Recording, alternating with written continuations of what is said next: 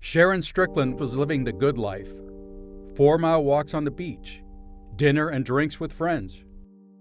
I felt like that was a good time for me, that I was able to just explore who I was as a person with, out children, without, a husband and, being single.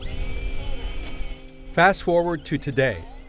Instead of walks on the beach, she now keeps in step with 2 great-granddaughters. Dinner and drinks are now family dinners. Downtime is spent snuggling in bed. My whole life turned, to sideways, and but it's a good thing. Life circumstances brought Strickland together with Carly, 5, and Savannah, 9. Tragic circumstances. The transition has not been easy, but Strickland has persisted and persevered. Carly was severely beaten and in the hospital for about 30 days. She was then placed in a foster home. Strickland went to work using her contacts to connect with supervisors and social workers. She wanted Carly in her care and pushed all the right buttons to make it happen. And I said, whatever I need to do, just please let me know. And I think it was 2 weeks later, she called me on a Tuesday afternoon about 3 o'clock at my office and said, can you take her tonight?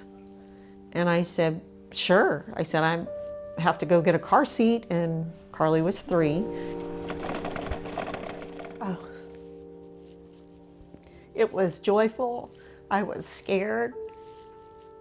Wasn't sure if it was the right thing for either one of us, but I knew that she could no longer be in the foster care system. I said, nope, I'm gonna do this and we're gonna make it work. When she woke up the next morning from that first night, and she looked at me and she just hugged me,